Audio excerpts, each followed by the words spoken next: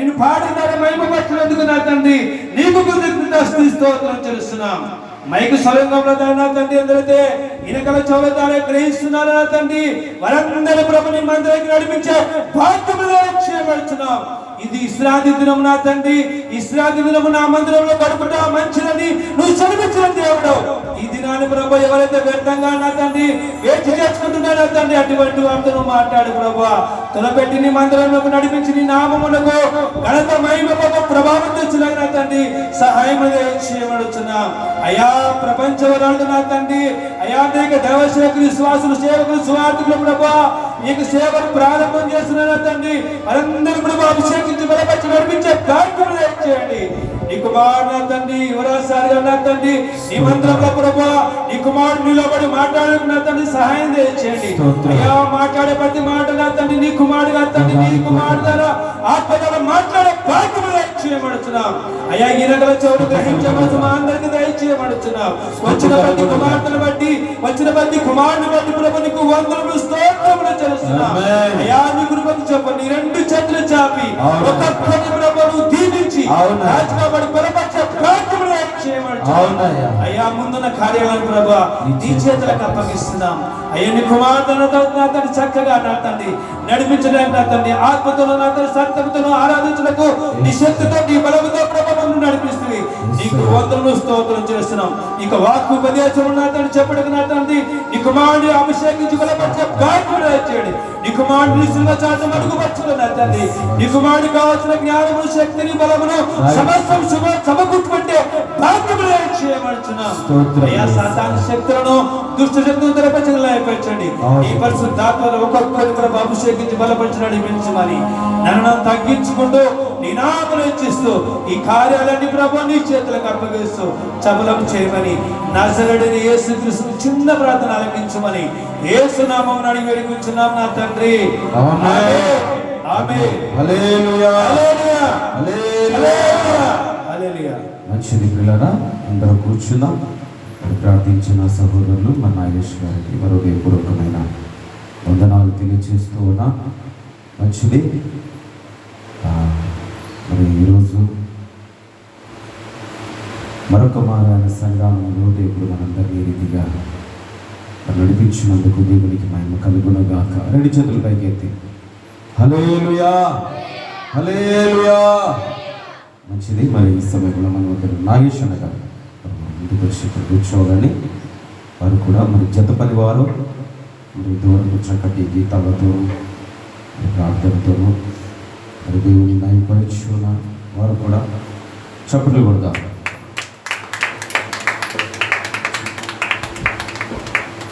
ప్రభు నామమునకు మహిమ కలుగునుగాక. చాలా సంతోషించారు.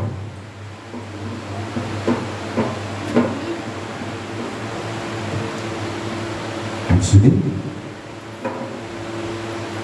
దేవుడిచ్చిన గొప్ప ధన్యతను బట్టి, దేవుడిచ్చిన గొప్ప భాగ్యమును బట్టి, దేవుడిచ్చిన ఆయుష్కాలను బట్టి దేవుడు మనల్ని మరొక మారు ఆయన సన్నిధిలోనికి ఈ రీతిగా నడిపించి మనందరినీ ఆయన స్తుతిపాత్రులుగా చేసుకున్నవాడు గొప్పవాడు. మరి చేరువచ్చిన వారు ధన్యులు. మరి అందరికీ ప్రభువైన యేసుక్రీస్తు నామములో శుభము తెలుపుచు అందరికీ వందనాలు తెలియజేస్తూ ఉన్నా. చేరువచ్చిన దైవజనులకు కూడా హృదయపూర్వకమైన వందనాలు. మంచిది ప్రియులారా, మరి ఈరోజు మరి నేను ఒక 10 నిమిషాలు మరి నేను దేవుని వాక్య సందేశం కాదు కానీ క్లుప్త మాటలు కొన్ని వివరించి అందించిన తర్వాత తదుపరి సందేశము మరి దైవ సేవకులైన నాగేష్ గారికి మరి ఈ సమయాన్ని నేను అప్పగిస్తాను. మరి ప్రియమైన దేవుని సంగమా, గత కాలము గడిచిన దినములు మరి ఎంతో ఇబ్బందికరమైనవి, దుర్గతతో నిండి ఉన్నవి, దుష్టుల సమూహములతో మరి కలిసిపోయి ఉన్నవి. మరి ఈ దినములలో మనందరినీ ఆయన రెక్కల నీడలో భద్రపరుస్తూ కాపాడుతూ క్షేమకరమైన కృపనిచ్చి ఆయన సన్నిధానంలోనికి మనం నడిపించిన వాడు. ప్రతి హృదయాన్ని దేవుని యొద్దకు నడిపిస్తూ ప్రతి నిత్యము ఆయన కృప వెంబడి కృప మనకు చూపుతూ ఆయన కృపలో మనల్ని భద్రపరుస్తూ ఉన్నాడు. ప్రతి మనిషి తెలుసుకోవలసిన విషయం ఏమిటంటే, దేవుని మందిరానికి వస్తున్నారు కానీ మనసారా దేవుని ఆరాధించలేకపోతూ ఉన్నారు. పరిశుద్ధ గ్రంథాన్ని చేత పట్టుకొని దేవుని సన్నిధికి నడుస్తూ ఉన్నారు. ఆ చెప్పబడిన వాక్యాన్ని క్షుణ్ణంగా పరిశీలన చేయలేకపోతూ ఉన్నారు. దీనికి అంతటికి కారణం ఏమిటంటే, హృదయము మరి ఘోరమైన రోగము కలిగినది. హృదయము ఘోరమైన రోగం కలిగి ఉంది. ఆ హృదయము సరిచేయబడినప్పుడే, ఆ హృదయము కట్టబడినప్పుడే, ఆ హృదయము ప్రభు అయిన యేసుక్రీస్తుతో అంటూ కట్టబడినప్పుడే దేవుని సన్నిధిలోనికి వచ్చి మనసారా ఆరాధిస్తారు.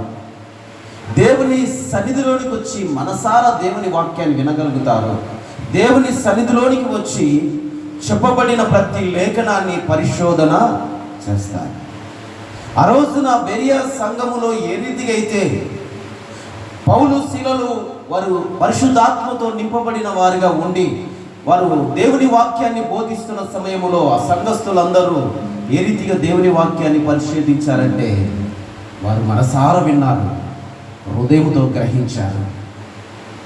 పరిశుద్ధతతో వారు ప్రతిదినము దేవుని వాక్యాన్ని పరిశీలన చేసి సత్యాన్ని అసత్యాన్ని తెలుసుకొని, ఇది దేవుని నుండి వచ్చినదే, దేవుని మాటలే, వీరు పలికినది దేవుని పరిశుద్ధాత్మ వరములతో నింపబడి పలికినవే అని గ్రహించిన వారే అనేకులను దేవుని దగ్గరకు నడిపించినట్టుగా, వారు దేవుని వాక్యాన్ని పరిశీలన చేసినారు గనక వారు దేవుని యొద్దకు అనేకులు నడిపించినట్టుగా మనం చూడగలుగుతున్నాం. దీనికి అంతటికి కారణం ఏమిటంటే, వారి హృదయానికి మరి రోగమును తొలగించుకున్నారు.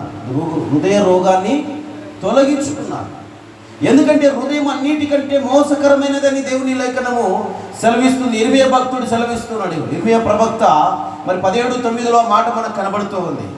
హృదయము అన్నిటికంటే ఘోరమైన వ్యాధి కలిగినది, అది మోసకరమైనది కూడా తెలియజేస్తూ ఉన్నాడు. ఈ హృదయము మోసకరమైనది, అన్నిటికంటే ఘోరమైన వ్యాధి కలిగినది కనుక ఈ హృదయము సరి చేయబడినప్పుడే దేవుని యొద్ద మనసారా హృదయం విప్పి దేవుని ప్రార్థించగలుగుతాము, మనసారా దేవుని వాక్యాన్ని వినగలుగుతాము, మనసారా దేవుని సన్నిధానంలో పశ్చాత్తాప హృదయులై దేవుని వేడుకోగలుగుతాం. అందుకే ప్రియమైన దేవుళ్ళరా, ఒక సమయంలో ప్రభు అయిన మనల్ని సృష్టించిన సృష్టికర్త ఆయన ఆకాశం నుండి చూసినప్పుడు మరి మనుషుల హృదయము చెడిపోయి ఉన్నదని చూసి తన హృదయాన్ని నొచ్చుకున్నాడు. ఆ మాటను చదివి నేను మరి ఈ మాటలు ముగిస్తాను, సమయాన్ని సహోదరులకు అప్పగిస్తాను. చూడండి ఒకసారి నిర్గమకాండము, ఆది కాండము రాయబడిన మాటలను మనము చూస్తే 6వ అధ్యాయం, ఆది కాండము 6వ అధ్యాయంలో రాయబడిన మాట 6వ వచనం నుంచి చదువుకుందాం ఒకసారి. తాను భూమి మీద నరులను చేసినందుకు, అమ్మా యెహోవా అక్కడ విడదీస్తారు వాళ్ళు, యెహోవా సంతాపము నొంది తన హృదయములో నొచ్చుకొనెను. దేవునికి స్తోత్రము, హల్లెలూయా. ఏం చేశాడు దేవుడు?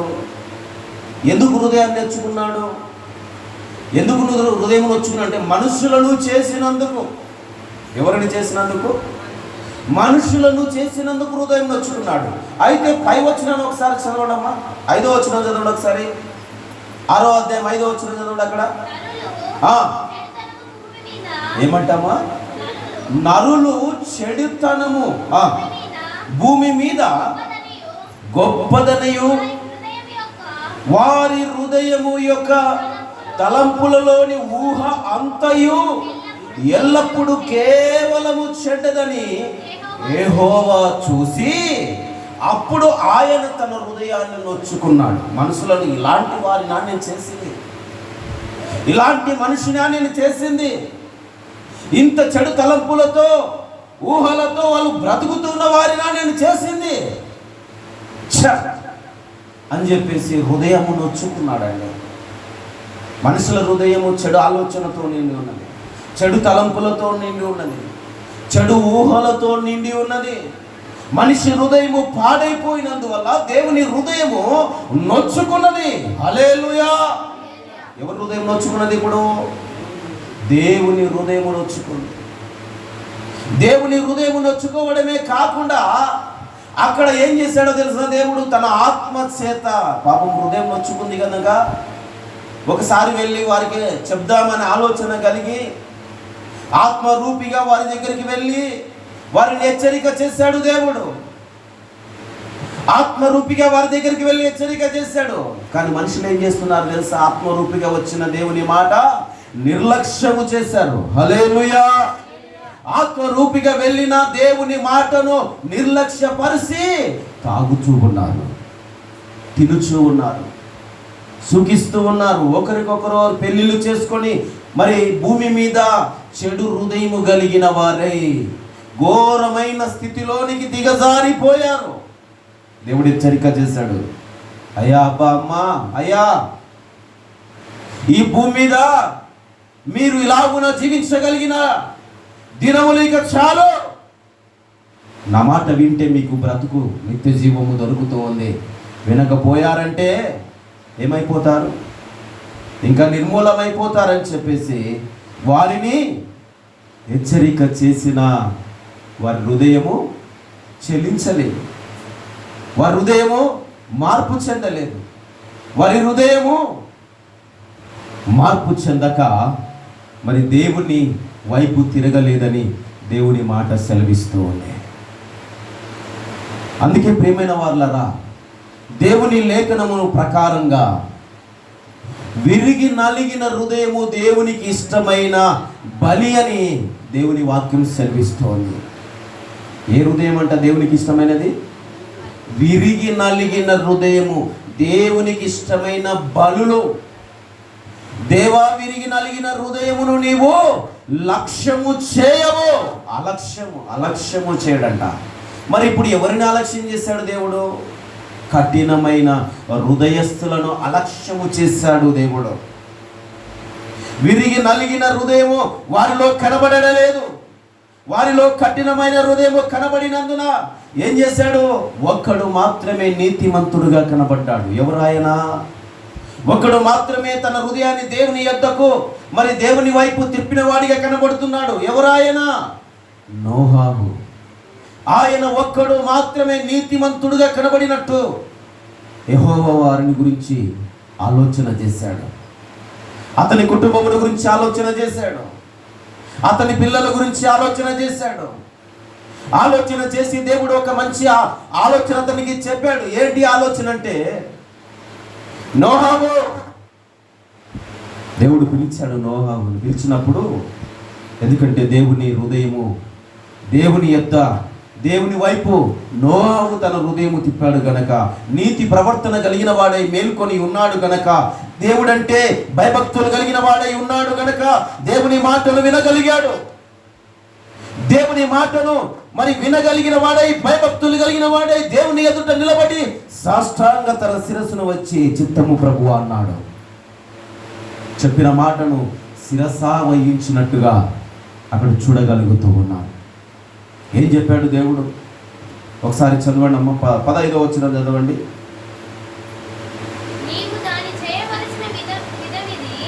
14 చదవండి. ఒక పడవను చేసుకోమని చెప్పాడు దేవుడు. అక్కడ అన్ని చెబుతున్నాడు ఆయన. ఏ మానుతో చేయాలి, ఏ కట్టెతో చేయాలి, ఏ రీతిగా ఏ కొలతతో పడవను తయారు చేసుకోవాలో క్లియర్గా చెప్పాడు. ఎందుకని? హృదయ అంతరంగములు ఎరిగిన వాడు దేవుడు. ఎవరికి మాట చెబితే ఎవరి వినగలుగుతారో వారికి మాత్రమే దేవుడు మాటలు చెప్పేవాడిగా ఉన్నాడు. అందుకే ప్రియమైన వాళ్ళరా, దేవుని వాక్యం పెట్టున్న ప్రియ సహోదరి సహోదరులరా, ఇది నా దేవుని లేఖనము సెలవిచ్చిన మాట ప్రకారంగా మనము గ్రహించనై ఉన్నాము. గ్రహిస్తేనే మన బ్రతుకు మారుతుంది, మన హృదయం మారుతుంది, మన తలంపులు, మన ఆలోచనలు, మన ఊహలన్నీ మార్చివేయబడతాయి.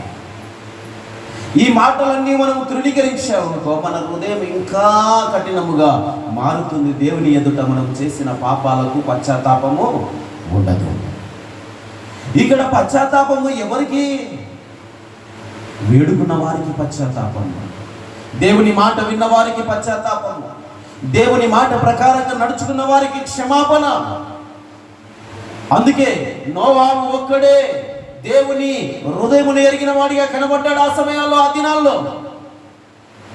పాపం ఆ జనులందరికీ హెచ్చరిక చేస్తే ఎవరు దేవుని మాట వినలేదు. దేవుని లేఖనం ఏం చెప్తుంటే మాట వినుట శ్రేష్టం, మంచిది. మాట వినుట శ్రేష్టము. ఏ మాట చెప్పినా వినే వారిగా ఉండాలి. ఆ మాట దేవుని చిత్తమైనదైతే మనము దాన్ని గ్రహించిన వారమై ఉండాలి. అందుకే ప్రియులారా, అక్కడ రాయబడిన మాట ఏమిటంటే 18వ వచనం చూస్తే, అయితే నీతో నా నిబంధన స్థిరపరచుదును, నీవు నీతో కూడా నీ కుమారులను, నీ భార్యయు, నీ కోడండులను ఆ ఓడలో ప్రవేశించవలెను, మరియు నీతో కూడా వాటిని బ్రతికించుకొనుటకు సమస్త జీవులలోను, అనగా సమస్త శరీరులతోను, ప్రతి జాతిలోను, ఆ జాతిలోనివి 2 చొప్పున నీవు ఓడలోనికి తేవలేను. ఎవరు విన్నారు ఈ మాట? ఎవరు విన్నారు? నోహావు దేవుని మాట విన్నాడు. ఎందుకని?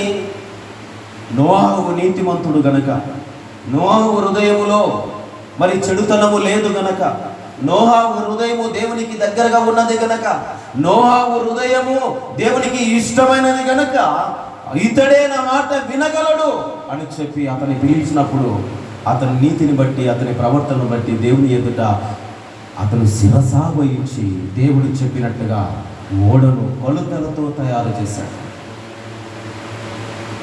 ఎవరు వినలేదు? అక్కడ ఉన్న ప్రజలందరూ వినలేదు. ఆత్మరూపిగా వెళ్ళాడు దేవుడు, చెప్పినా వారి మాట వినలేదు. ఒక సమయంలో ఇశ్రాయేలు నిమిత్తమై మనము చర్చించుకుంటే, మోషే పదే వెళ్ళాడు. ఎవరి దగ్గరికి? దేవుని దగ్గరికి వెళ్తున్నాడు, ఫరో దగ్గరికి వెళ్తున్నాడు. దేవుని దగ్గరికి వెళ్తున్నాడు, ఫరో దగ్గరికి వెళ్తున్నాడు. దేవుని దగ్గరికి వెళ్ళి ఎందుకు ప్రార్థిస్తున్నాడు? ఫరో హృదయం కఠినం చేసుకున్నాడు. ఒకసారేమో పోనిస్తానంటున్నాడు, ఒకసారేమో పోనివను అంటున్నాడు. పోనిస్తాను అన్నప్పుడు సంతోషపడ్డాడు, పోనివను అన్నప్పుడు దేవుని దగ్గరికి వెళ్ళి బతిమలాడాడు. కారణం ఏంటో తెలుసా? ఫరో హృదయము కఠినము చేయబడుతూ ఉంది. ఈ కఠినము చేసినది ఎవరు? దేవుడే. ఫరో హృదయమును కఠినము చేయడానికి దేవుడే కారణం. ఎందుకో తెలుసా? ఒక్కసారిగా మనం అడిగినది ఇస్తే మనం మాటింటామా? ఆలోచించండి.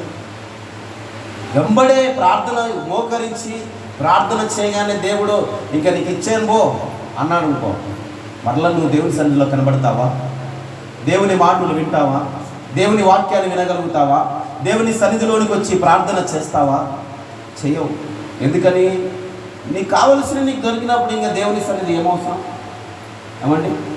నీకు కావాల్సింది ఇంకా నీకు దొరికినప్పుడు దేవుడు ఏమవసరం? దేవుడు లేడు, ఇంకెవరు లేరు. ఇంకా నాకు కావాల్సింది నాకు దొరికింది అని చెప్పేసి ఇంకా దేవుని హృదయంలో నుంచి తీసివేసి లోక సంబంధమైన వాటి నుండి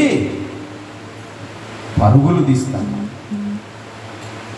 అందుకే పదే ఇశ్రాయేళ్ల మూలుగురు విన్న దేవుడు, ఫరోను ఏర్పరచుకున్న దేవుడు, ఫరో హృదయాన్ని, మోషేను ఏర్పరచుకున్న దేవుడు ఫరో హృదయాన్ని పదే అనేక మార్లు కఠినము చేశాడు.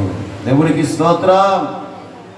ప్రేమైన వారులారా, లోకములో కూడా కఠినమైన హృదయస్తులు చాలా మంది ఉన్నారు. కానీ ఇక్కడ ఫరో హృదయం కఠినము చేయడానికి ఒక పెద్ద సంకల్పం, ఒక పెద్ద మంచి ప్రణాళిక జరిగించడానికి, దేవుని మహిమ కనుపరచడానికి జరిగిన సంఘటన అక్కడ జరిగింది. ఈ రోజుల్లో లోకములో ప్రతి మనిషి హృదయం కఠినము చేయడానికి సాతానుడు అడ్డుపడుతూ ఉన్నాడు. వారి హృదయం కఠినము చేయబడడానికి సాతానుడు వారిని అడ్డుపడుతూ ఉన్నాడు. అందుకే దేవుని యొద్దకు రాలేని వారిగా ఉంటూ ఉన్నారు.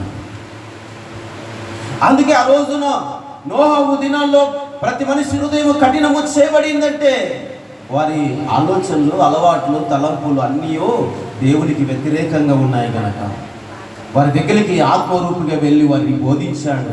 బోధించినప్పటికీ వారు వినుల్లోని వారిగా ఉండినట్టు లేఖనము తెలియజేస్తూ ఉంది.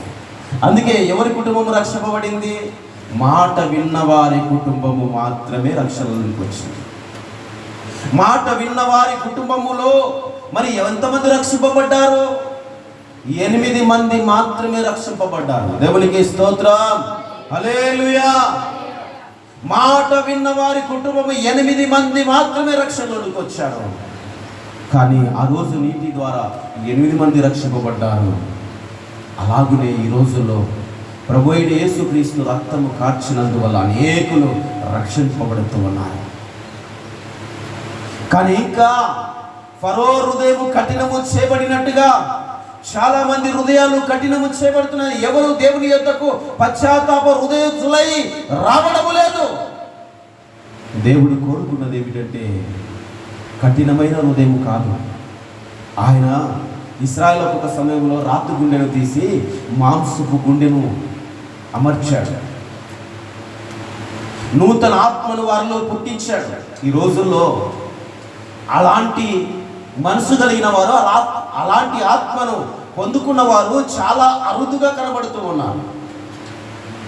కానీ ప్రియులారా, వారు అలాగున ఎందుకు కనబడుతున్నారంటే వారు విరిగి నలిగిన హృదయముతో పశ్చాత్తాపము కలిగి దేవుని సన్నిధానములో అనుదినము నిత్యము దేవుని వాక్యాన్ని ధ్యానము చేస్తూ మెలకువ కలిగి దేవుని బతిమిలాడగా, దేవుని ప్రార్థించగా, దేవుని మొరపెట్టగా దేవుడు వారికి ప్రతిఫలం ఇచ్చాడు.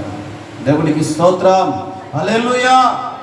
అందుకే ప్రియమైన దేవులారా, కీర్తన గ్రంథము 34వ అధ్యాయంలో మనం ఒకసారి చదువుకుంటే 34వ అధ్యాయము 18వ వచనం ఒకసారి చూస్తే అక్కడ ఒక మాట కనబడుతూ ఉంది. కీర్తన 34:18వ వచనం, విరిగిన హృదయము గలవారికి యెహోవా ఆసన్నుడు, నలిగిన మనసు గల వారిని ఆయన రక్షించును. దేవునికి స్తోత్రం, హల్లెలూయా. ఏమై ఉన్నాడంట దేవుడు? విరిగిన హృదయం గల వారికి ఏమై ఉన్నాడు? ఆసన్నుడు. ఆయన ఆసన్నుడై ఉన్నాడు. అలాగునే నలిగిన మనసు గల వారిని ఆయన ఏం చేస్తాడంట? రక్షించువాడుగా ఉన్నాడు. ఇప్పుడు విరిగిన హృదయము ఎవరిది? నలిగిన మనసు ఎవరిది?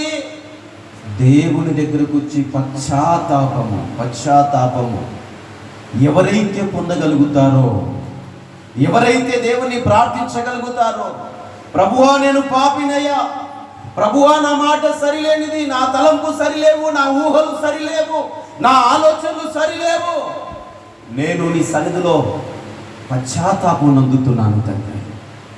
ఎలా ఉండాలంట వారి ప్రార్థన? ఆ రోజుల్లో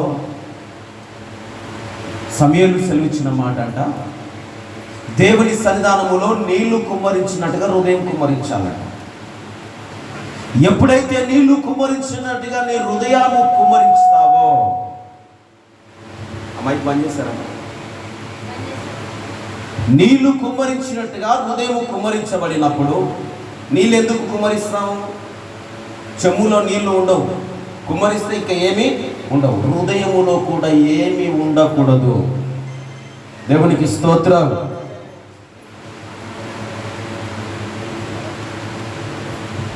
దేవుని నామానికి మహిమ కలుగును గాక. హల్లెలూయా. కాబట్టి ప్రియమైన దేవుని బిడ్డలారా, ఈ దిన దేవుని వాక్య ప్రకారంగా మనము నడుచుకోగలిగినప్పుడే మన హృదయములో మార్పు జరుగుతుంది, మార్పిడి జరుగుతుంది. నలిగిన మనసుతోనూ విరిగిన హృదయముతోనూ దేవుని సన్నిధికి వచ్చినప్పుడు ఆయన ఆసన్నుడు, అనగా నీకు దగ్గరగా వస్తాడు. నలిగిన హృదయము గల వారి దగ్గరికి ఆయన ఆసన్నుడుగా ఉన్నాడు. నలిగిన మనస్సు గల వారిని ఆయన రక్షించువాడుగా ఉన్నాడు. అందుకే ప్రియులారా, విరిగి నలిగిన హృదయమే దేవునికి ఇష్టమైన బలియాగము అని రాయబడింది. చూడండి ఒకసారి 51వ కీర్తన 17వ వచనము. నేను ముగిస్తాను, సహోదరులకు సమయాన్ని అప్పగిస్తాను, అయిపోయింది నా సమయం. విరిగిన మనసే దేవునికి ఇష్టమైన బలి. దేవా, విరిగి నలిగిన హృదయము నీవు ఆలస్యము చేయవు. ఏం చేయడంట దేవుడు? ఏం చేయడు? అలక్ష్యం. దాన్ని అలక్ష్యము చేయని వాడిగా ఉన్నాడు. హృదయాన్ని అలక్ష్యము చేయని వాడిగా ఉన్నాడు. విరిగిన మనిషిని దేవుడు కోరుకున్న వాడిగా ఉన్నాడు. అందుకే విరిగిన మనసును దేవునికి ఇష్టమైన బలియాగముగా మనము అప్పగించాలి. పశ్చాత్తాప హృదయముతో దేవుని సన్నిధిలో బతిమిలాడాలి. ఎప్పుడైతే అలాగున బతిమిలాడుతామో నిన్ను దేవుడు కొన్ని దినములు పరీక్షిస్తాడు. కొన్ని దినములు నిన్ను పరీక్షిస్తాడు. ఇంకా నీకు కావలసినది వెంబడేయబడు. కొన్ని దినములు నిన్ను పరీక్షించి ఒక దినమున నీకు తెలియని రీతిగా దాన్ని నీకు అనుగ్రహిస్తాడు. హల్లెలూయా. అందుకే ప్రియులారా, హృదయం చెడిపోతే ఎవరికి బాధ తెలుసా? నిన్ను సృష్టించిన సృష్టికర్తకే బాధ. నిన్ను పుట్టించిన తల్లిదండ్రులకు కొంతవరకే బాధ ఉంటుందేమో, కానీ నిన్ను తయారు చేసి నిన్ను సృష్టించిన నిన్ను నిర్మించిన ఆ దేవుడు ఎప్పుడు బాధపడుతూనే ఉంటాడు. ఎందుకోసం? ఎందుకు చేశాను రా వీడిని, ఎందుకు వీరిని నిర్మించాను అని చెప్పేసాను హృదయంలో ఎప్పుడూ నొచ్చుకొని వాడుగా ఉంటూ ఉన్నాడు. మన హృదయము పాడు చేసుకొని సాతానుకు అప్పగించుకుంటున్నాము. కానీ మనము బాగానే ఉన్నాము అనుకుంటున్నాం, కానీ దేవుడు చూస్తూ ఉన్నాడు మన హృదయ అంతరంగములోనికి. దేవుడు 10 రూపాయలు చూడడు. ఏ రూపాయలు చూడడు దేవుడు? 10 రూపాయలు అస్సలు చూడడు ఆయన. నీ హృదయ అంతరంగంలోనికి చూస్తాడు. నీ హృదయ అంతరంగంలో చూసినప్పుడు నీ నడతలు బాగుండవు, నీ చేష్టలు బాగుండవు, నీ ఆలోచనలు బాగుండవు, నీ తలంపులు బాగుండవు. అప్పుడు ఎవరికి బాధ?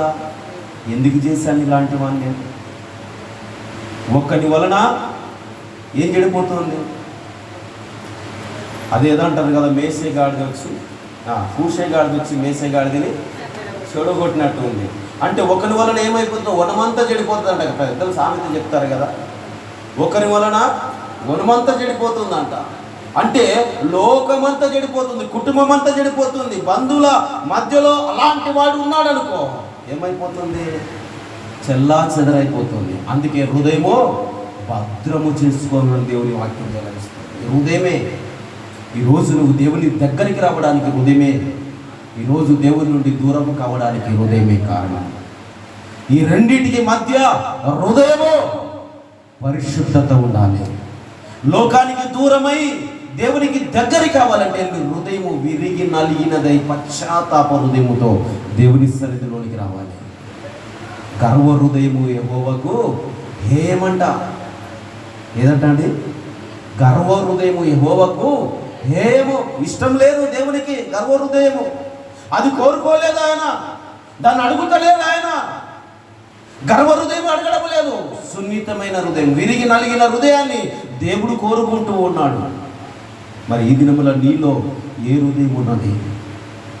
గర్వ హృదయం ఉన్నదా? కఠినమైన హృదయం ఉన్నదా? చెడు తలంపులతో నిండి ఉన్న హృదయం ఉన్నదా? మంచి ఆలోచన కలిగిన హృదయము నీలో ఉన్నదా? నిన్ను నీవు పరీక్ష చేసుకోవాలని ఈ దిన దేవుని వాక్యం ద్వారా తెలియజేస్తున్నాను. ఎందుకంటే విరిగి నలిగిన హృదయమే దేవునికి ఇష్టమైన బలియాగము. నలిగిన హృదయాన్ని మాత్రమే, నలిగిన మనస్సును మాత్రమే ఆయన రక్షిస్తాడు. జాగ్రత్త ప్రేమైన దేవుడా, ఆలోచించు, గ్రహించు. నలిగిన హృదయాన్ని మాత్రమే రక్షిస్తాడు. గర్వ హృదయాన్ని ఆయన రక్షించువాడు కాడు అని దేవుని లేఖనము సెలవిస్తుంది. కాబట్టి విరిగి నలిగిన హృదయముతో దేవుని సన్నిధానమునకు చేరుదాం, దేవుని మాటలు విందాం, దేవుని వాక్య ప్రకారంగా నడుచుదాం, దేవుని వాక్యమును హృదయములో భద్రం చేసుకుందాం, హృదయాన్ని కాపాడుకుందాం, హృదయ తలంపులను మానుకుందాం. దేవునికి ఇష్టమైన బలియాగముగా మన హృదయాన్ని సమర్పించుకుందాం. దేవుడి మాటలను దీవించునుగాక. హల్లెలూయా. చిన్న ప్రార్థన చేసుకొని తదుపరి సమయాన్ని సహోదరులకు నేను అప్పగిస్తాను. అందరు తల్లు వంచండి, ప్రార్థించుకుందాం. స్తోత్రములు పరిశుద్ధుడా, ప్రేమ కలిగిన దేవా, దయగలిగిన ప్రభువా, చూముగల యేసయ్యా, సర్వాధికారి, నీ ఘనమైన శ్రేష్టమైన పుణ్యనామమున ప్రభువా, మరి కొద్ది నిమిషాలు నీ మాటలు వినుటకు నీవిచ్చిన కృపను బట్టి స్తోత్రం. మరి నీ సన్నిధానంలోకి వచ్చిన బిడ్డల హృదయంలోను, సంఘము వెలుపల ఉన్న హృదయాల్లోనూ మరి ఎలాంటి ఆలోచనలు ఉన్నాయో నీకు తెలుసు, ఎలాంటి తలంపు కలిగి ఉన్నారో నీకు తెలుసు, ఎలాంటి ఊహ కలిగి ఉన్నారో నీకు తెలుసు. ఎందుకంటే తండ్రి, మనుషులము గనక సాటి మనిషి హృదయాన్ని మేము తెలుసుకోలేము. నీవు దేవుడవై ఉన్నావు గనక, నువ్వు మనిషిని నిర్మించిన వాడవు గనక, సృష్టించిన వాడవు గనక తండ్రి, మనిషి హృదయ అంతరంగములోనికి చూసేవాడవు గనక తండ్రి, వారి తలపులు, వారి ఊహలు, వారి ఆలోచనలన్నీ నీకు తెలుసు గనక బిడ్డలందరినీ చేతులకు అప్పగిస్తూ ఉన్నాను. కృపతో నింపి, ఒకవేళ నీకు దూరముగా ఉంటే సరిచేయండి, నీకు దగ్గరగా వచ్చి ఉంటే వారిని క్షమించి, రక్షించి, బలపరిచి నీ నామానికి మహిమకరంగా సాధనముగా వాడుకొని మీరు మహిమ పొందమని ప్రార్థిస్తున్నాను. మరి ముఖ్యముగా దేవా, మరి ఈ సమయంలో నీ సహోదరుడినైనా నీ పనివాడు, చిన్న పనివాడిని నీ చేతులకు అప్పగిస్తూ ఉన్నాను ప్రభువా. నీ దాసుని సిలువ చాటు మలుగు చేసుకొని 7 ఆత్మచేత నింపి ప్రభువా, నీ పాత్రగా, నీ బూరగా, నీ పనిముట్టుగా, నీ సాధనముగా నీ దాసుని వాడుకొని నీకు కావలసిన మాటలు సంగమునకు బోధించి నీ ఆత్మచేత నింపి మాట్లాడి మహిమను పొందమని ఘనత, మహిమ, ప్రభావములు మీకు ఆరోపించుకుంటూ ఇటు సమయము మాకు అనుగ్రహించినందుకు నీ నామానికి మహిమ చెల్లించుకుంటూ స్తుతి, ఘనత, మహిమ, ప్రభావములు మీకు ఆరోపించుకుంటూ మా ప్రభుడు రక్షకుడు పరిశుద్ధుడైన యేసుక్రీస్తు నామములో ముందున్న సమయమును నీ దాసునికి నీకు అప్పగించుకుంటూ వేడుకొని ప్రార్థన చేస్తున్నాము తండ్రి. హల్లెలూయా, హల్లెలూయా. దేవునికి మహిమ కలుగును గాక. మరి ఈ సమయంలో మరి జతపల్లి వారు సహోదరులు నాగేష్ గారికి ఈ సమయాన్ని అప్పగిస్తున్నాం. గట్టిగా చప్పట్లు కొట్టి త్వరగా ఆహ్వానించుకుంటాం.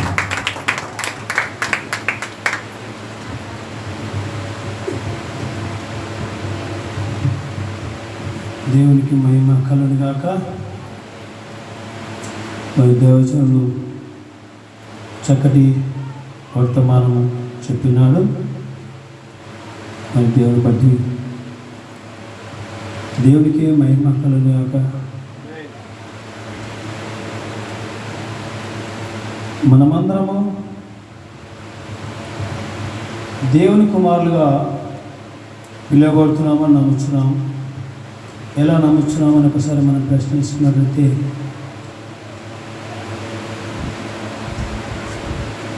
నా పేరు నాగేష్. నేను 2002లో 2001లో ఇక్కడనే ఉన్నవాడిని. ఒక్క నిమిషం నా సాక్ష్యం చెప్పుకొని ముందుకు పోతాను. నేను 2002లో 2001లో ఇక్కడే ఉన్నవాడిని. 2003, 2004 మరి అమీర్దర్గా నగర్ రోజా వీధిలోకి నన్ను దేవుడు నడిపించాడు. అక్కడ స్థలం పట్టుకున్నాను. నివాసం బ్రతికి నిన్ను ఆటేసుకునే మనిషి. నన్ను దేవుడు 2003లో నన్ను పట్టుకున్నాడు. 2003లో నన్ను పట్టుకొని, నేను దేవుడు అంటే చాలా కోపిష్ఠుడి. యేసు ప్రభు మాట ఎత్తితే చాలా కోపిష్ఠుడి. యేసు ప్రభుని నమ్ముకుని నేనప్పుడు యేసు ప్రభు సువార్త ఆటో స్టాండ్లో ఎవరైనా చెప్తే వాళ్ళ నోరును మూపించేవాడిని. నేను సాక్ష్యం చెప్తున్నా, నా గుండె మీద చేసుకొని. ఎక్కడ లేదు ఆ మనిషి, సువార్థకుడు ఇక్కడనే ఉన్నాడు. మన కాల్మార్స్ నగర్లో జనార్దన్ అన్నగారు ఆటేస్తున్నప్పుడు ఆయన సువార్త ప్రకటించేవాడు. నేను మారు మనసు పొందే లేను. అయితే ఆయన మాటలు చెప్పేటప్పుడు నేను ఆయన నోరు మూపించేవాని. యేసు ప్రభు మాట ఎత్తకూడదు, నువ్వు నోరు మీ. యేసు ప్రభు అని దేవుడు ఉంటే పాపాలు, మోసాలు, నరహత్యలు, దొంగతనము, వ్యభిచారము చేసేవారిని అరికట్టమను ఎక్కడున్నాడో అని నోరు మూపించారు. ప్రభుని యేసుక్రీస్తు వారు నన్ను 2003లో పట్టుకున్నాడు. యేసు ప్రభుకి పట్టుకున్నప్పటి నుంచి ఇప్పటి వరకు ఎక్కడ విలువ పోగొట్టలేదు. ఒకవేళ నా ఇంట్లో నేను నా నోటి ద్వారా విలువ పోగొట్టడమో నా పశ్చాత్తాపంతో నేను అడుక్కుంటున్నాను, కానీ తండ్రిని దేవునికి, కుమారుని యేసుక్రీస్తుకి, పరిశుద్ధాత్మ దేవునికి ఎక్కడా విలువ పోగొట్టలేదు, ఘనత తెచ్చారు. నేను నమ్ముకున్నప్పటి నుంచి 343 గ్రామాలు, 44 గ్రామాలు అంటే ఇప్పటికి మొన్నటి వరకు నన్ను ఎవరెవరు ఎంచుకుంటారు, ఏక దేవసేకుడు ఎవరెవరు నన్ను ఎంచుకుంటారు. నన్ను 2007లో రాజశేఖర రెడ్డి అల్లుడు అనిల్ కుమారు పాటలు పాడడానికి పిలిచాడు, నేను వెళ్ళలేదు. ప్రియమైన దేవ సంగమా,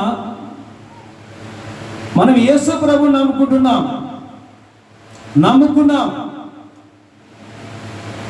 దినదినం నమ్మేవారు ఉంటున్నామా, లేకపోతే యుగ యుగముల వరకు నమ్ముకున్న వారమే ఉంటున్నామా అని ఒకసారి మనం పరిశీలన చేసుకున్నట్టయితే,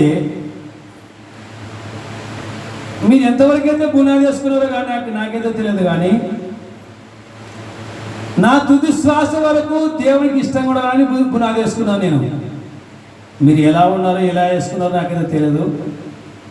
నా పునాది మటుకు యుగ యుగముల వరకు నివాసస్థలము నువ్వే ఉన్నావు తండ్రి అంటున్నాడు దావీదు మహారాజు కీర్తన 90వ కీర్తనలో.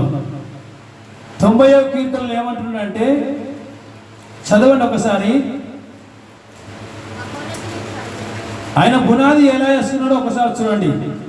మనం పునాదులు ఎలా వేసుకుంటున్నామో ఒకసారి ఆలోచన చేసుకుందాం. ఒక్కసారే, ఒక్క నిమిషమే. 90వ కీర్తన చదవండి, 2-3 వచనాలు. ఆయనే మనకు ఆశ్రయము, నా కోట, నేను నమ్ముకున్న నా దేవుడని నేను యెహోవాను గూర్చి చెప్తున్నాను.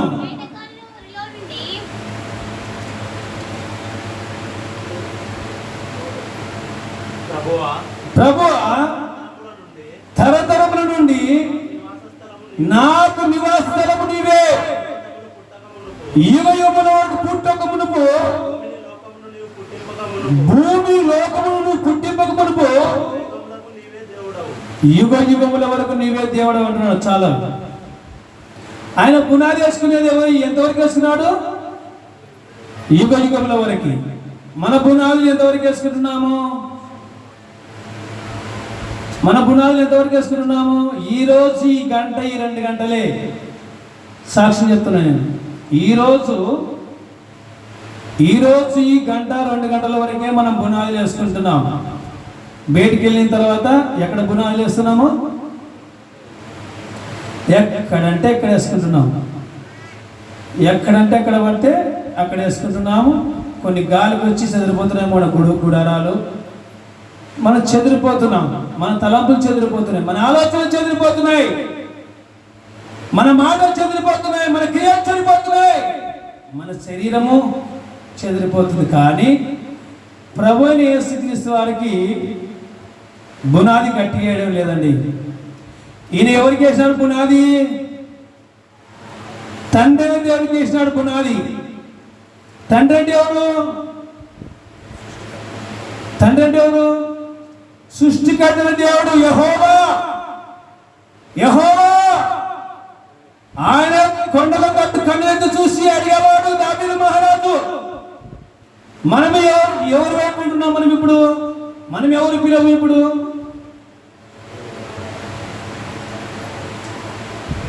మనం అబ్రహాము, ఇస్సాకు, యాకోబు సంతతుల నుంచి వచ్చిన వారం. యేసుక్రీస్తు కుమారులం. యేసుక్రీస్తు కుమారులము. యేసుక్రీస్తు ప్రభు మనకు దేవుడు, మన పితలకి తండ్రి దేవుడు యెహోవా, మనకి యేసుక్రీస్తు పరిశుద్ధాత్మ దేవుడు. ఇద్దరు గుర్తుపెట్టుకోవాలి. ఇప్పుడు మనకి తండ్రియే పితరులకున్నాడు, మనకి యేసుక్రీస్తు కుమారుడు అవుతున్నాడు. యేసుక్రీస్తుని సంవత్సరానికి మనము నిందల మోపు చంపేసినాం. గుర్తుపెట్టుకోవాలి ఈ మాటలు. దినదినం చంపేస్తున్నాం మనం మాటల ద్వారా, చూపుల ద్వారా, నడవడిక ద్వారా, క్రియ ద్వారా. నీ ఆలోచన యావత్తు మనం చంపేస్తున్నామండి. అది అర్థమైన వారికి అర్థమవుతుంది, అర్థం కాని వారికి అర్థం కాదు. అది కొద్ది మందికి అర్థమవుతుంది, కొద్ది మందికి అర్థం కాదు. కొరింథీయులకు రాసిన పత్రిక తీయండి. కొరింథీయులకు రాసిన పత్రిక 1 కొరింథీయులకు రాసిన పత్రిక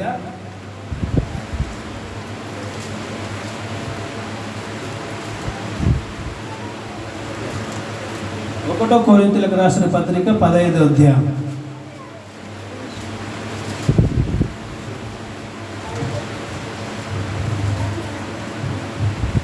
మొదటి నుంచి 3 వచనములను చదవండి. మరియు సహోదరులారా, నేను మీకు ప్రకటించిన సువార్తను మీకు తెలియపరచుచున్నాను. మీరు దాన్ని అంగీకరించితిరి, దాని అందే నిలిచి ఉన్నారు. మీ విశ్వాసము వ్యర్థమైతేనే కానీ నేను ఏ ఉపదేశ రూపముగా సువార్త మీకు ప్రకటించుదునో ఆ ఉపదేశమును మీరు గట్టిగా పట్టుకున్న ఎడల ఆ సువార్త వలనే మీరు రక్షణ పొందువారై ఉందురు. దేవ సంగమా, ఇక్కడ అపోస్తలుడైన పౌలు ప్రకటిస్తున్నాడు. ఈ ప్రకటించే మాటల్లో ఈ 3వ వచనం మళ్ళీ చదవండి. నాకు ఇవ్వబడిన ఉపదేశమును మొదట మీకు అప్పగించితిని. అదేమనగా లేఖనముల ప్రకారము క్రీస్తు మన పాపముల నిమిత్తము మృతి పొంది సమాధి చేయబడెను. ప్రియమైన దేవ సంగమా, ఇక్కడ బాగా వినాలి. ఈ అధ్యాయంలో చాలా మంచి మాటలు ఉన్నాయి. నాకెందుకంటే మొట్టమొదటి నుండి సువార్త ప్రకటించే మాటలు ఉన్నాయి కాబట్టి నాకు ఈ అధ్యాయం మీదనే తీసుకుంటాను. ఎందుకంటే నేను ఒక ప్రశ్న వేసేవాడిని మీకు, మన దేవుడు ఎందుకోసం తయారు చేసినాడన్న ప్రశ్న వేసేవాడిని. ఇప్పుడు కూడా మేము అడుగుతున్నా ఒక మాట, దేవుడు మనల్ని తయారు ఎందుకోసం చేసినాడు తెలుసా? చెప్పండి, చెప్పండి, చెప్పండి, వెళ్ళకపోతే చెప్పకండి, తెలుసా చెప్పండి. ఏదో దేవుడు మనల్ని ఎందుకోసం తయారు చేసినాడు?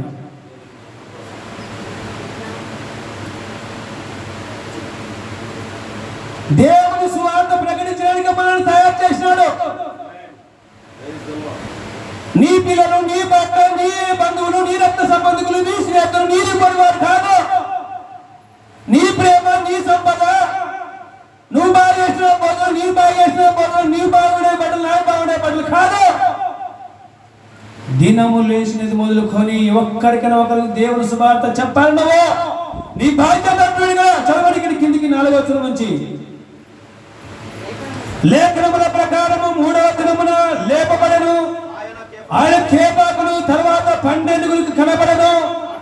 అటు పిమ్మట 500 ఎక్కువైన సహోదరులకు ఒక సమయమే మందే కనబడెను. వీరులు అనేకులు నిలిచి ఉండిరి, కొందరు నిద్రించిరి. చాలు, అనేకులు నిలిచిండ్రంటే నిలిచిన వారు ఏం చేయాలి? మనము ప్రకటించాలి. నిలిచిన వారు అంటే బ్రతికున్నవారు, నిలుచున్నవారు, బ్రతుకున్నవారు. నిద్రించారంటే చనిపోయిన వారు. గుర్తుపెట్టుకోండి ఎప్పుడైనా కానీ. నిలుచున్నలో మనం, నిలబడినలో మనం, బ్రతుకున్నలో మనం, కూర్చున్న కానీ నిలబడిన కానీ మనము నిలిచి బ్రతుకున్నవారం. మనం ఏం చేయాలా? ప్రకటించాలా. నువ్వు ఏ చోట వెళ్ళా, ఎక్కడ కార్యం జరిగినా, ఎక్కడ మంచి కార్యం జరిగినా ప్రార్థన చేయమంటే ప్రార్థన చేయాలి, పాడబడమంటే పాడబడాలా. ఎవరికి ఘనత వస్తుంది అప్పుడు? మనుషులకు వస్తుందా, దేవునికి వస్తుందా? అమ్మా ఇక్కడ ఒక కార్యక్రమం పెట్టినాం, ప్రార్థన చేయమంటే నేను చేయను సార్, నాకు రాదు సార్ అన్నావు అనుకో, ఎవరికి వస్తుంది అవమానము? దేవునికి వస్తుందా, మనకు వస్తుందా? దేవునికి వస్తుంది. ఎన్ని దినాలమ్మా దేవుని నమ్ముకోనని ఒక సహోదరుడు 2 సంవత్సరాలు నమ్ముకొని ఒక అన్యుడు మారు మనసు పొంది, ఎన్ని సంవత్సరాలు లేక నువ్వు దేవుని నమ్ముకున్నట్టు, నువ్వు చిన్నగా ఉన్నప్పటి నుంచి నమ్ముకున్నావు సార్ అని అన్నావు అనుకో, అదే సహోదరుడు వెంబడి ఏమంటాడు, అక్క ప్రార్థన చేయక, నువ్వు చిన్నగా ఉన్నప్పటి నుంచి దేవుని నమ్ముకున్నావు, ప్రార్థన చేయక అంటే నువ్వేం చేయాలా? అప్పుడు ప్రార్థన చేయాలా, నాకు రాస్తావు అన్నారా? చేయాలి కదా. చేయకుంటే ఎవరికి వస్తుందో మనము గుర్తుపెట్టుకొని ఎక్కడైనా సరే, నీ వచ్చి రాని ప్రార్థన ఆలకిస్తాడు దేవుడు, వచ్చి రాని మొరని ఆలకిస్తాడు దేవుడు, వచ్చి రాని మాటల్ని ఆలకిస్తాడు దేవుడు. ఆయన సృష్టికర్తల దేవుడు, మాట్లాడే దేవుడు. ఆయన మాట ఇచ్చి మాట తప్పని వాడు కాదు, మాట ఇచ్చి నెరవేర్చేవాడు. నువ్వు ఆది కాండం మొదలుకొని ప్రకటన గ్రంథం వరకు నువ్వు పరిశోధన చేస్తే ఆయన మాట్లాడతాడు. ఎలా మాట్లాడతాడు? నువ్వు చదివినావనుకో, నువ్వు ముఖాముఖి నువ్వు దేవుతో మాట్లాడినట్లే. నువ్వు ప్రార్థన చేసినావనుకో, నువ్వు కలిసి ఉన్నట్టు ప్రార్థన చేసినట్టునే ఉంటుంది. నువ్వు పాట పాడినావు అనుకో, నీ తోడు నువ్వు పాట పాడే ప్రతి పాట 30 మంది 40 మంది స్వరమిన పడుతుంది ఇక్కడ బయట వాళ్ళకి. ఎందుకంటే ఆయన నీలో ఉన్నాడు కాబట్టి నిన్ను ఒక్కడిని ఎంతమందిని తయారు చేస్తాడు తెలుసా? ఆయన వేల మందిని తయారు చేస్తాడు ఒక్కడి దారిని. మనమందరము ఈ లోకంలో జీవిస్తున్నాం. మనం ఏం చేయాలి ఈ లోకంలో? మనం ఎవరికి ప్రయాసపడుతున్నాం, ఎవరికి ప్రయాసపడుతున్నాం, ఎవరి కోసం మనము ప్రయాసపడుతున్నాం, ఎవరి కోసము మనము ముందు కొనసాగుతున్నాం అని ప్రశ్న చేసుకున్నట్టయితే మన భార్య బిడ్డల కోసం కాదు మనం ముందుకెళ్ళేది.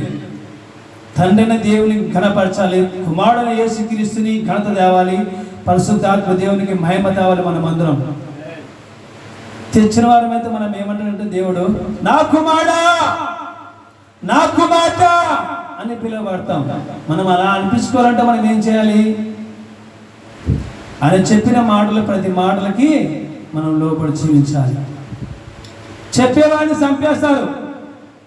ఈ మాటకి ఏం చేస్తారు? చంపేస్తాను అంటారు. ఏమంటారు మీరు తెలుసా? ఒక్కడు కూడా ఎనికేయకూడదు. దేవుని స్తోత్రం. మమ్మల్ని సంపదము కొడతామన్నారు మన ఎల్దుర్తి మండలము. చంపేసుకోండి, 3 దినాలకు లేస్తాం, మీరు యుగ యుగముల వరకు నరకాగ్నిలో ఉంటారు అని చెప్పాం. హల్లెలూయా, హల్లెలూయా. నీవు ఇప్పుడు చంపేసుకుంటే 3 దినాలకు లేస్తాం. వర్షం పడింది అనుకోండి, రైతులు ఇతర వేసేస్తుంది. ఈరోజు ఎన్ని దినాలకు మొలుస్తుంది తెలుసా? 3 దినాలకు లేస్తుంది. మీరు పోయి చూసుకోండి, ఇతరం వేసి. నువ్వు ఏ దినాలైనా వేయండి, 3 దినాలకు లేస్తాయి. కొన్ని దినాలు 5 దినాలకు లేస్తాయి. కానీ మనం 3 దినాలకే లేస్తాం. మనం దేవుని దగ్గర 3 దినాలకు లేచి తీర్పు మనకి జరిగిపోతుంది. నువ్వు ప్రయాసపడి దేవుని పని చేసి చనిపోయినావు, చంపేసినావనుకో, 3 దినాలకే దేవుని రాజ్యంలో ఉంటాం మనం.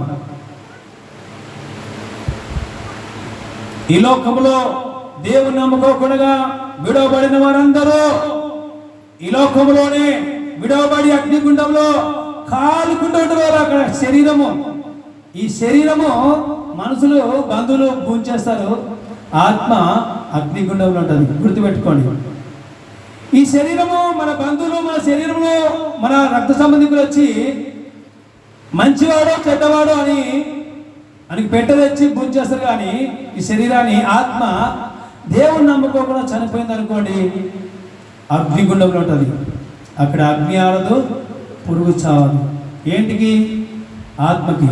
శరీరం అయితే శరీర సంబంధులు ఏడుస్తూ ఉంటారు. ఇక్కడ అబ్బా మా అన్న చచ్చిపో, మా భర్త చచ్చిపో, నా కొడుకు చచ్చిపో, నా బిడ్డ చచ్చిపోని. అక్కడ ఆత్మ, అదే ఆత్మ నా బిడ్డ చచ్చిపో, నా తండ్రి చచ్చిపో, నా అన్న చచ్చిపో అని ఇక్కడ ఏడిస్తే, ఆ ఆత్మకి మనం మంచి మాటలు సువార్త ప్రకటించకపోతే ఆత్మ ఎక్కడ ఏడుస్తో తెలుసా? అగ్నిగుండంలో ఏడుస్తుంది.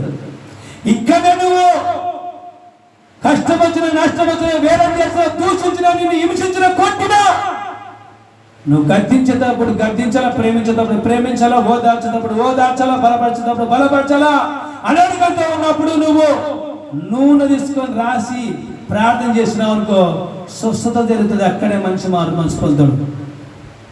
మత్తయి సువార్తలో సంఘ పెద్దలకు ఇదే మాట చెప్పినాడు యేసు ప్రభువారు.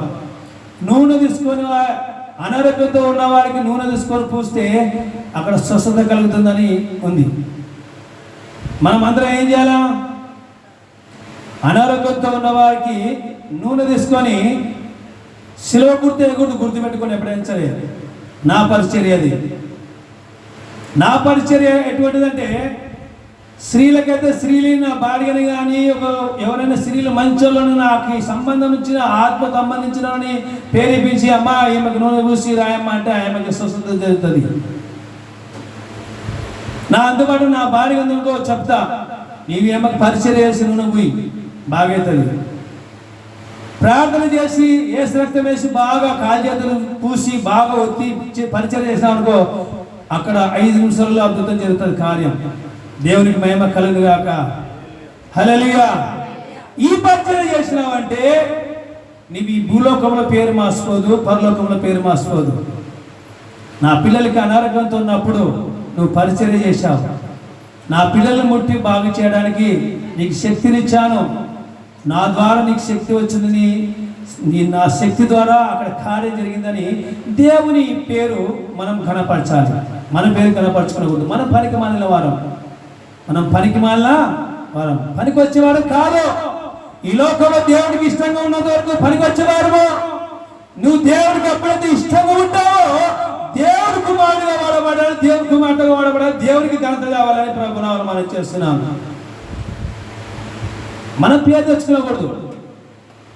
మనం ఎంత చేసినా, ఎన్ని ప్రార్థనలు చేసినా, ఎన్ని కార్యాలు మన దారి జరిగినా మనము పనికి మారమే చెప్పుకోవాలి. నేను పనికి మానవాణి, నాది కాదు కార్యం అక్కడ జరిగింది, దేవుడి దారి జరిగింది, దేవుడు జరిగించాడని చెప్పాలి. అప్పుడు మనమందరము దేవుని మహిమ పరిచేవారమే ఉంటున్నాం. ప్రియమైన దేవుని సంగమా, ఇంకా 8వ వచనం చదవండి, ముగించుకుందాం.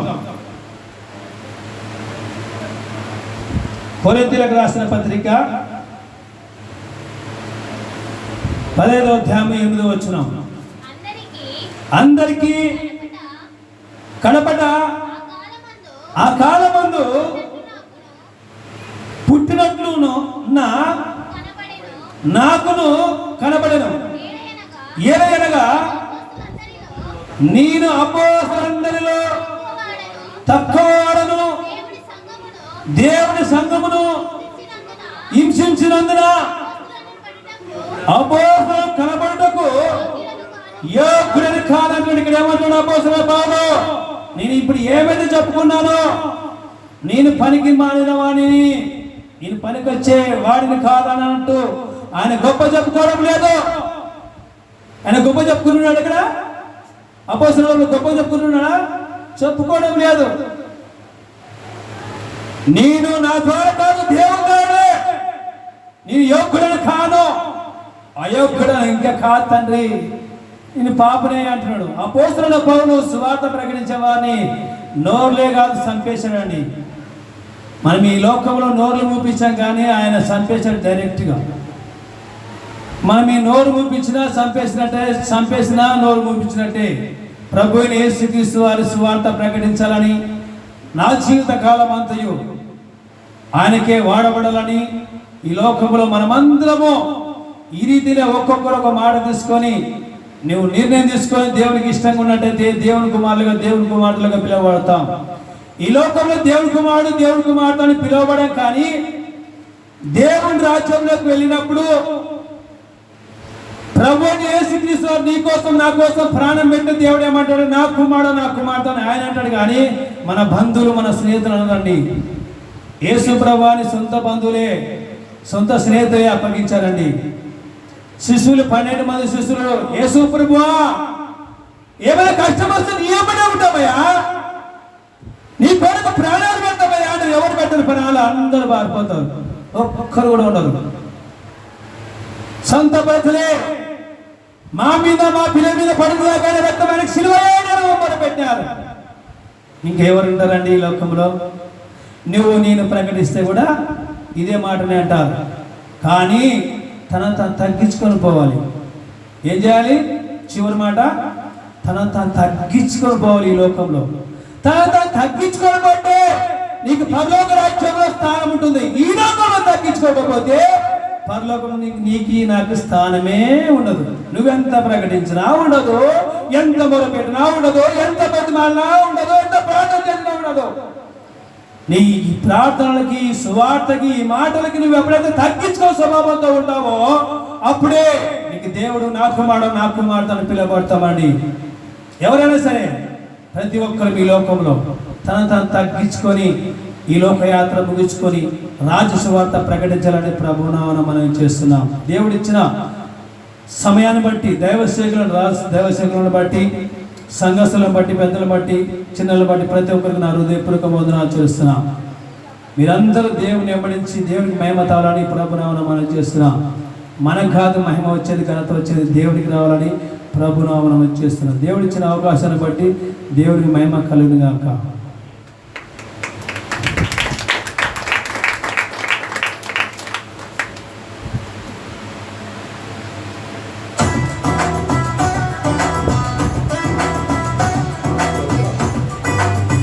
దేవునికి మహిమ కలుగును గాక. చక్కటి వర్తమానం ఇచ్చి దేవుని మహిమపరిచిన గారికి వందనాలు. హల్లెలూయా, స్తోత్రం. చెప్పండి పెడతారు. అందరూ నన్ను విడిచినా నీవు నన్ను విడువనంటివే. అందరూ నన్ను విడిచినా నీవు నన్ను విడువనంటివే. నా తల్లియు నీవే, నా తండ్రియు నీవే, నా తల్లిదండ్రి నీవే యేసయ్యా.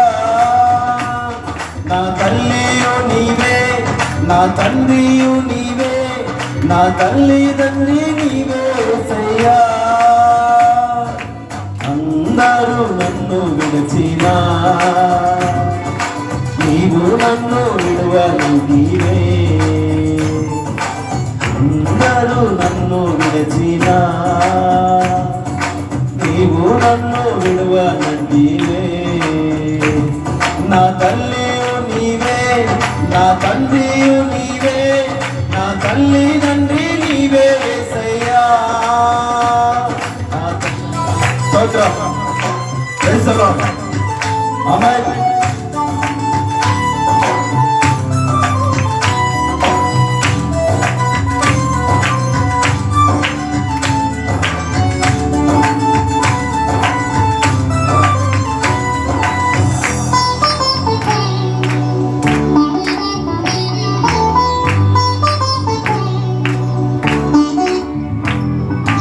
లోకము నన్ను విడిచినా నీవు నన్ను విడువనంటివే. లోకము నన్ను విడిచినా నీవు నన్ను విడువనంటివే.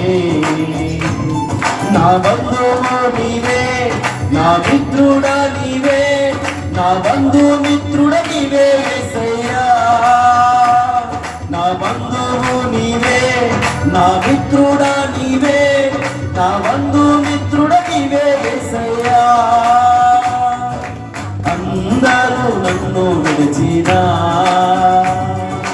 నీవు నన్ను విడువనంటివే.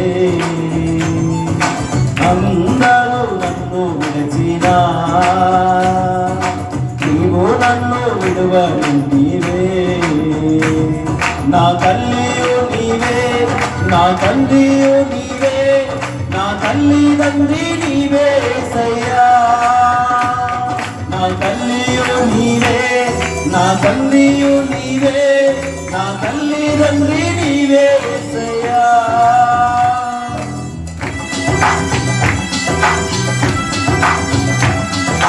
దేవునికి మహిమ కలుగును గాక.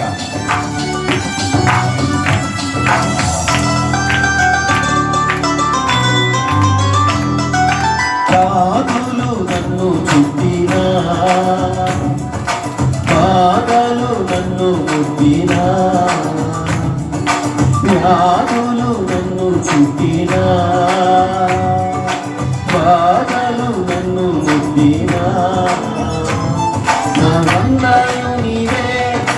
కోటయు నీవే, నా కొండ కోట నీవే యేసయ్యా.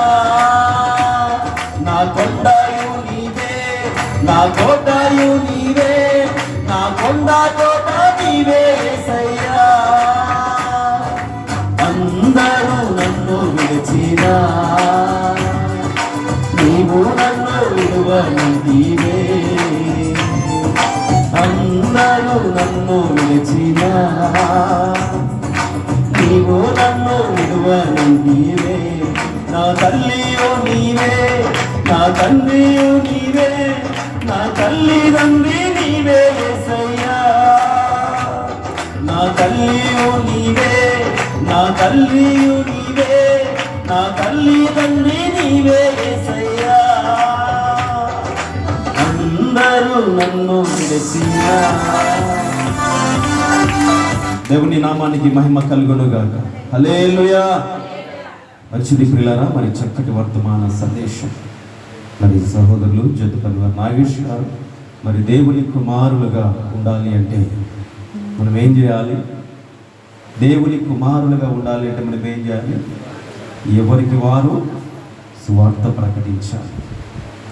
ఎవరికి వారు సువార్త ప్రకటిస్తే ఒక విషయము తెలిసిన సంఘటన ఏంటంటే, ఈ ప్రపంచం అంతటా ఒక వ్యక్తి ఇద్దరు వ్యక్తులకు సువార్త ప్రకటిస్తే సంపూర్ణముగా దేవుని సువార్త ప్రకటించబడుతూ ఉన్నది. ఒక వ్యక్తి, మార్పు చెందిన వ్యక్తి, దేవుని యొద్దకు వచ్చిన వ్యక్తి, ప్రభుని నమ్మి విశ్వసించిన వ్యక్తి, ఆ వ్యక్తి అన్య జనములోనికి వెళ్ళి ఇద్దరికి చాలు, ప్రపంచానికి ప్రకటించవలసిన అవసరం లేదు. ఇద్దరికి సువార్త ప్రకటిస్తే సంపూర్ణమవుతుందంట. అందుకే ప్రభు రాకడ ఎందుకు ఆలస్యం అవుతుంది తెలుసా? పేతురుకు రాసిన పత్రిక 3వ అధ్యాయము 9వ వచనంలో ఒక మాట ఉంటుంది. అంతటా మార్పు చెందవలనని ఆయన రాకడ ఆలస్యము చేయుచున్నదంట. ప్రతి ఒక్కరు స్వార్థ ఎవరికి వారు ప్రకటించాలి. చక్కటి సందేశాన్ని అందించారు అన్నగారికి మరొక వందనాలు. ఎందుకంటే ప్రపంచంలో స్వార్థ ప్రకటిస్తున్నారు కానీ ఆటంకాలు ఎక్కువైపోతూ ఉన్నాయి. మరి ఇందాక ఎక్కడన్నా సంఘటన జరిగింది వెల్లుర్తిలో అన్నగారు మరి సువార్త ప్రకటిస్తున్న సమయంలో వారు ఆటంకాలు చేసిన, మీరు చంపినా నేను సువార్త ప్రకటించడము ఆపను అన్నాడు. అంటే ఆ తెగింపు ఎవరి వల్ల వచ్చింది చెప్పండి? వాళ్ళ తండ్రి ఇచ్చాడా? వాళ్ళ తల్లి ఇచ్చిందా? వాళ్ళ భార్య ఇచ్చిందా? వారి అన్నదమ్ములు ఇచ్చారా ధైర్యము? ఎవరిచ్చారు ఆయనకు ఆ ధైర్యము? నన్ను చంపిన నా తండ్రి సువార్త నేను ప్రకటించడం ఆపను అనడం అంటే అది మామూలు విషయం కాదు. బంధువులు ఎవరు ధైర్యం? అరే ఎందుకురా, రారా, వాళ్ళు ఏదో అడ్డగిస్తారని చెప్పి చేయబట్టి లాక్కొని పోతారు రక్త సంబంధికులు. కానీ నిన్ను నన్ను సృష్టించిన సృష్టికర్త, మన కోసం ప్రాణం పెట్టిన త్యాగశీలైన దేవుడు మన అండగా కొండగా ఉండి మనందరినీ వెనుతట్టి ముందుకు నడిపిస్తూ ఆయన పనిలో మరి ధైర్యాన్ని ఇస్తూ ఉన్నాడు. మరి ఆ ధైర్యాన్ని పొందుకొని అక్కడ ఎంత ఆటంకం జరిగినా దానిని ఎదురు నిలబడగలిగినాడంటే నేను మీకు తోడై ఉన్నాను, ధైర్యం వహించి పని జరిగించండి అంటాడు యోవేలు ప్రవక్త ద్వారా. నేను మీకు తోడై ఉన్నాను, ధైర్యం వహించి పని జరిగించండి అంటాడు. అందుకే ఆ ధైర్యాన్ని పొందుకొని దేవుని పనిని జరిగించగలిగి ఉన్నాడు. దేవునికి స్తోత్రం. ఒకసారి చప్పట్లు కొడదాం గట్టిగా గట్టిగా. దేవునికి స్తోత్రం కలుగునుగాక. హల్లెలూయా. అందుకే ప్రేమల ద్వారా దేవుని స్వార్థ ప్రకటించడానికి మనం పురిగొల్పబడాలి. దేవుని రాజ్య వారసులు మనము. ఎవరు మనము? పిరిగితనము కలిగిన ఆత్మను పొందుకోలేదు మనము, దేవుని ఆత్మను పొందుకొని వారము. అందుకే దేవుని రాజ్య స్వార్థ ప్రకటించబడాలి. ముసుగు లేని హృదయం కలిగిన వారమై ఉండాలి. ఏ హృదయం కలిగి ఉండాలి మనము?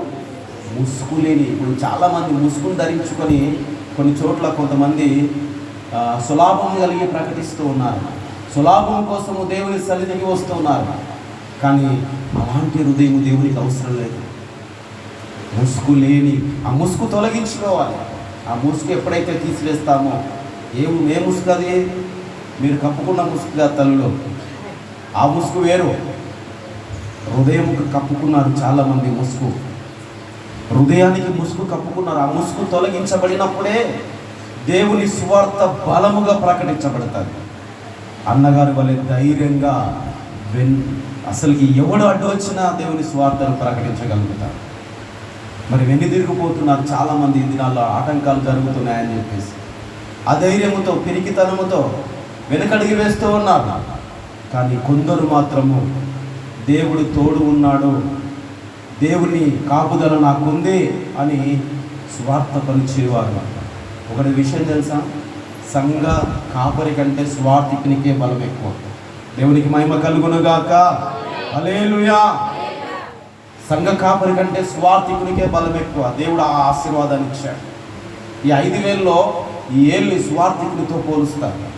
ఈ 5,000లో ఈ వేల్ని మరి స్వార్థికులతో పోలుస్తారు. చాలా విషయాలు ఆ వేళల్లో ఉన్న సంఘటన చాలా మరి మమ్మడం దాగి ఉంది. ఇది స్వార్థ పని జరిగించే మరి గుర్తుగా మరి ఉంచబడింది. కానీ అంత గొప్ప ధన్యత కొందరికి మాత్రమే దక్కుతుంది అండి. స్వార్థ పని జరిగించడం అనేది మామూలు విషయం కాదు. దేవుడు ఏం చెప్పాడు, సంఘాలు కట్టుకొని ఒకే చోట మరి నా స్వార్థను ప్రకటించమన్నాడా? పరిశుద్ధ గ్రంథంలో దేవుడే చెప్పాడుగా, ప్రభు అయిన యేసుక్రీస్తు వారే మరి శిష్యులను ఏర్పరచుకున్నప్పుడు మార్కు సువార్త 16:16లో ఒక మాట అంటాడు, మీరు సర్వలోకమునకు వెళ్ళి సర్వ సృష్టికి సువార్తను ప్రకటించండి, నమ్మిన వాడు రక్షణ పొందుతాడు, నమ్మని వాడు శిక్ష పొందుకుంటాడు. రక్షింపబడిన వాడు ఏమవుతాడంట? అక్కడ చూడండి ఒకసారి, రక్షణ పొందుకున్నాడంట. అక్కడ చక్కటి మాట రాయబడింది, కింద లాస్ట్ వచనంలో రాయబడింది. మార్కు సువార్త తీయడం, అది స్వార్థికుడు చేసిన పని, అది దేవుడు వారికి ఇచ్చిన గొప్ప ధన్యత. మార్కు సువార్త తీసారా? 16వ వచనం, అక్కడ ఒక మాట ఉంటుంది చూడండి. 18వ వచనం చదవండి అయ్యా. 17 నుంచి చదవండి. 17, నమ్మిన వారి వలన ఈ సూచన క్రియలు కనబడును, ఏలైనగా నా నామమున దయ్యములను వెళ్ళగొట్టుదురు, కొత్త భాషలో మాట్లాడుదురు, పాములను ఎత్తి పట్టుకొందురు, మరణకరమైనది త్రాగిన అది వారికి హాని చేయదు, రోగుల మీద చేతులు ఉంచినప్పుడు వారు స్వస్థత నొందుదురు వారని చెప్పాను. దేవునికి స్తోత్రం. వారితో చెప్పాడు. ఎవరితో చెప్పాడు? సంఘ కాపరులతో చెప్పాడా? శిష్యులను తయారు చేసుకుని వారిని పంపిస్తూ ఉన్నప్పుడు దేవుడు చెప్పిన మాటలు, ప్రభు అయిన యేసుక్రీస్తు చెప్పిన మాటలవి.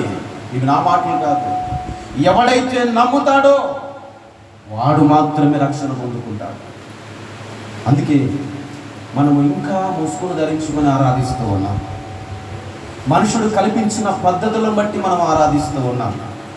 సంఘాల్లో సేవకుడు చెప్పిన ప్రకారంగా, వారి పద్ధతుల ప్రకారంగా, వారి స్వలాభాల ప్రకారంగా సంఘాల్లో సంఘము వచ్చిన విశ్వాసులు ఆ ప్రకారంగా నడుస్తున్నారు. కానీ ఆ ముసుగు తొలగించబడాలి. దేవునికి స్తోత్రం. దేవుని రాజ్య స్వార్థులుగా చేయబడాలి అంటే సంఘ సేవకుడు బోధిస్తాడు, అతని మాట యథార్థమైనదై సత్యమా గమనించి ఆ ప్రకారంగా దేవుని స్వార్థలోనికి వెళ్ళాలి. ఈ దినాల్లో చాలామంది ఉన్నారు, స్వలాభం కోసం ప్రకటిస్తున్న వారు ఉన్నారు, స్వలాభాన్ని విడిచి ప్రకటిస్తున్న వారు ఉన్నారు. అందుకే పిల్లరా, స్వార్థ పనిని జరిగించాలి.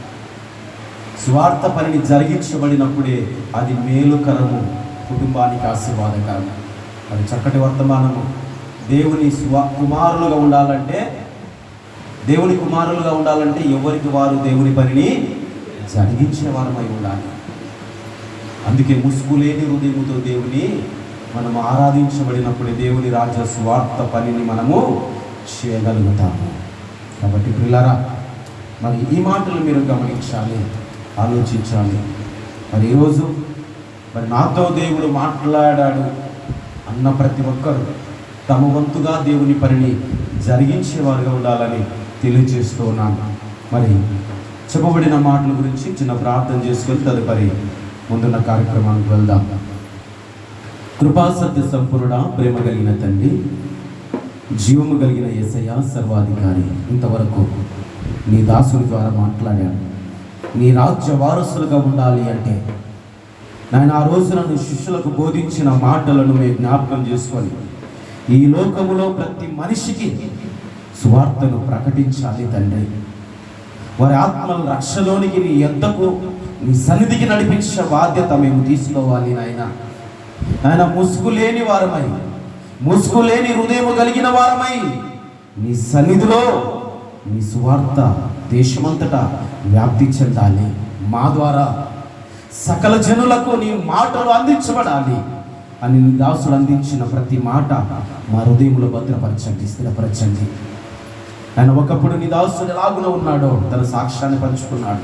ఈ రోజున ఎలాగున నిలబడగలిగి ఉన్నాడో నీ సొత్తుగా చేయబడి ఉన్నాడని ధైర్యముగా నీ ఎదుట నిలబడి నీ మాటలు బోధించగలిగాడు తండ్రి.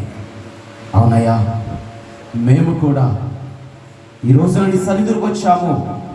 ఒక రోజున నీ రాజ్య వ్యాప్తి కోసమై నీ పనిని జరిగిస్తాము తండ్రి అని నీ బిడ్డలు తీర్మానం చేసుకుంటున్నారు.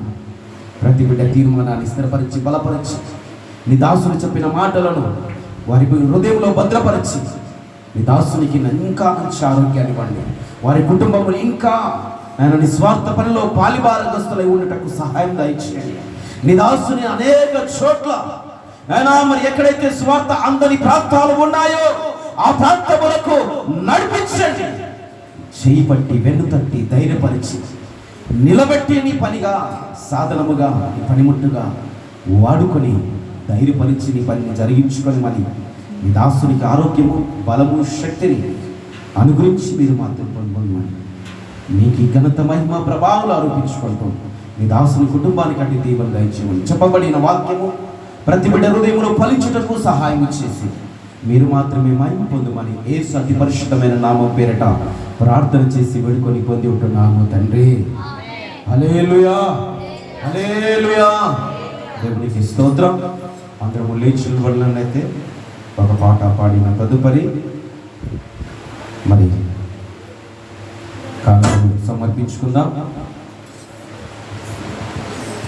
అందరూ లేచి నిలబడినట్లయితే కానుక సమర్పించుకుందాం.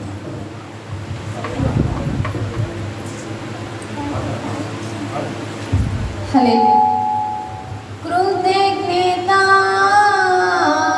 కృతజ్ఞతార్పణలు అర్పించెదను నా యేసయ్యకు, అర్పించెదను నా యేసయ్యకు.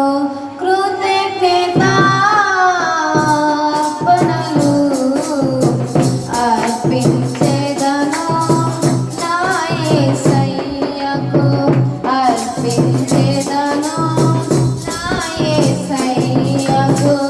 యేసుని ప్రేమించే నేను తోడ్పడినను నా తండ్రి సేవకు. యేసుని ప్రేమించే నేను తోడ్పడినను నా తండ్రి సేవకు. దొరలా ఉంటాను, దొంగను కాను. దొరలా ఉంటాను, దొంగను కాను. ప్రథమ